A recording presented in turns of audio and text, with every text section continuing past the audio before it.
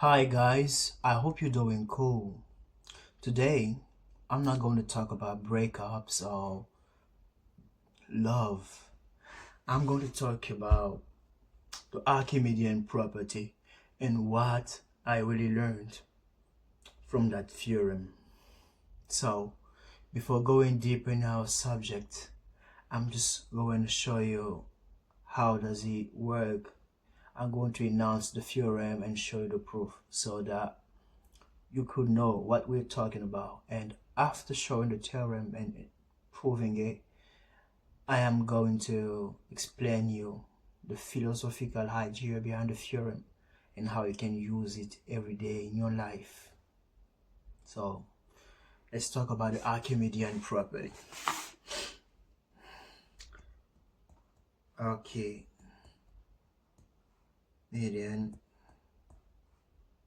property.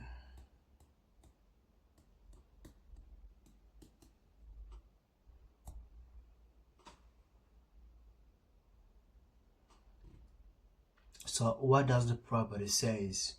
The property says that if we have two positive real numbers, any positive real numbers, that what we call A and B. So if we have two positive numbers, two positive integers, but not, yeah, integers. Let's call those integers A and B. A and B. A and B could be replaced by X or Y. This is not a problem, but you just have to know that A and B are integers. So for any integers A and B, there exists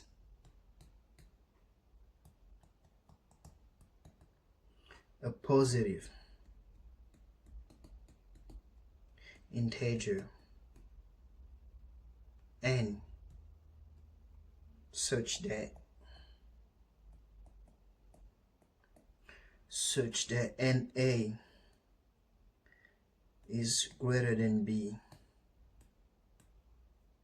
So the Archimedean property says that if you have two positive integers and then you multiply the other integer by a positive integer, you will have maybe a rank when you will go over the second integer.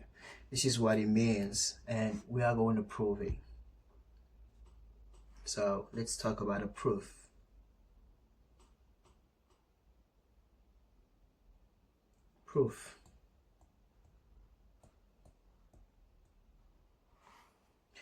So before proving the theorem, we need something that we call the well-ordering principle, because the well-ordering principle is going to help us prove our theorem. So the well-ordering principle. What does the well-ordering principle says? The well-ordering principle says that if we have a set of positive integers, so if, let's call it S. S is the set of positive integers.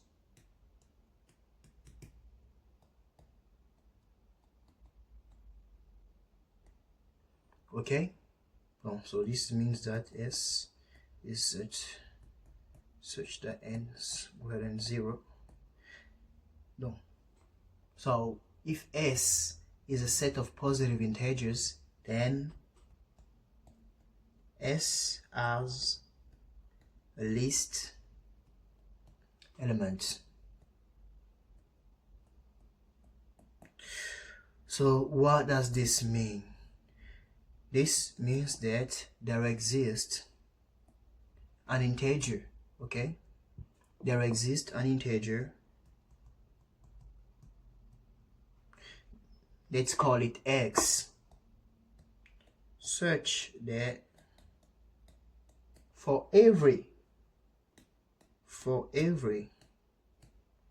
other integer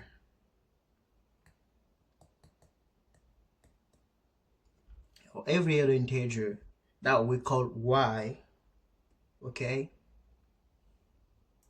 x is less or equal than y. This is what a least element means. So x, if x is a least element of s, this means that for every other integer that we take in s, x must be less or equal to that integer. Now that we have our well-ordering principle, we are going to do the proof. Now let's prove the theorem. Let's prove the theorem.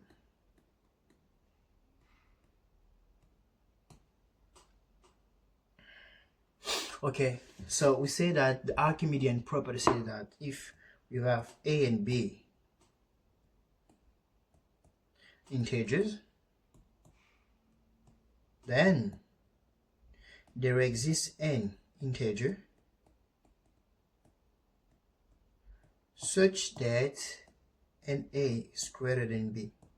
This is what the Archimedean property says. Now we are going to prove it. How do we prove it? We are going to suppose the contrary, okay?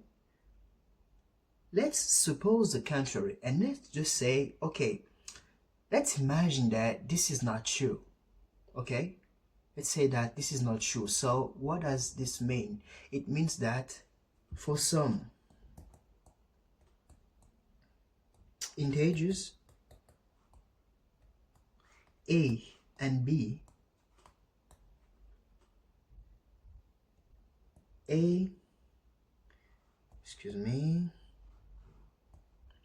an is less than b for every n we take, okay? N must be greater than 0. This is the contrary of what we just said. And let's prove that this leads to a contradiction, okay? So if an is less than b, this also means that b minus na is strictly positive. So b minus na is a positive integer.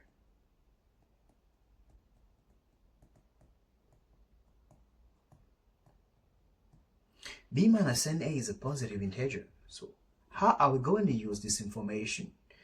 Let's look at the well-ordering principle, because this is the part when the well-ordering principle is going to come. So let's say that t, okay, is the set of the integers of this form. T is the set of the integers of this form, b minus na. So we know that t is a set of positive integers.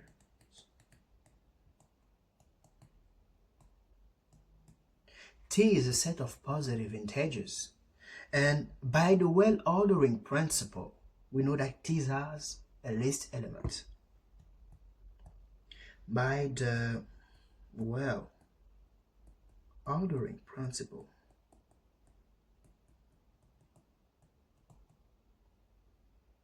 T has a least element.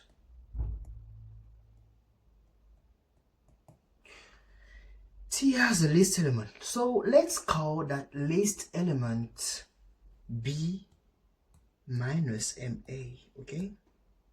Let's call it this way. What does this mean? This means that B minus MA is the least element of T. But we know that T is the set.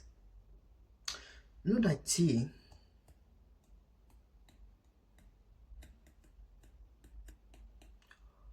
also contains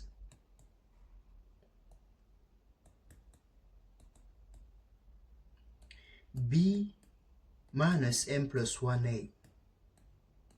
Why do I say this?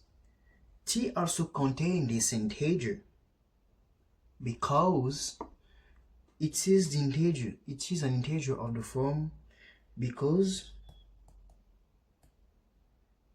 b minus 1a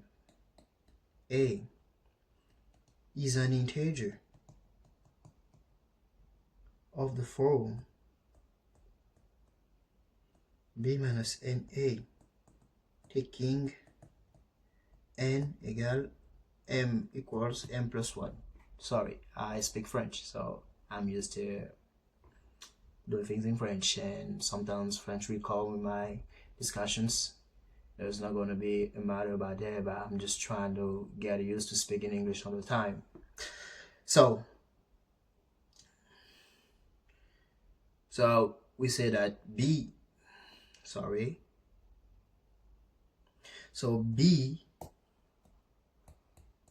minus m plus 1a belongs to T. And this is important information. Why is it important? Because we are going to say that b minus m plus 1a equals b minus ma minus a. But this is less or equal to b minus a, okay? And this is our list element.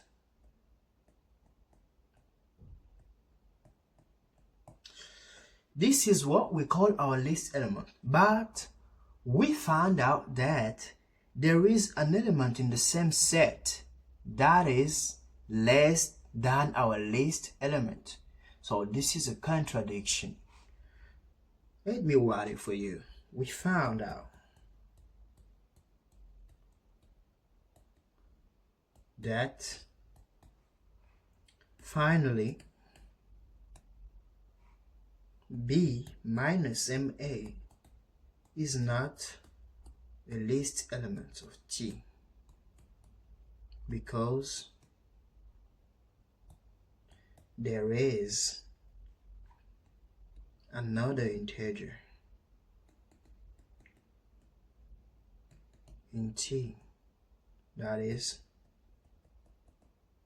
less than here.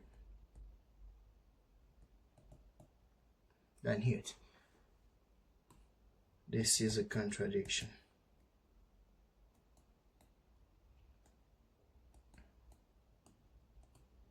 This is a contradiction. So NA cannot be less than B. Then NA is greater or equal to B.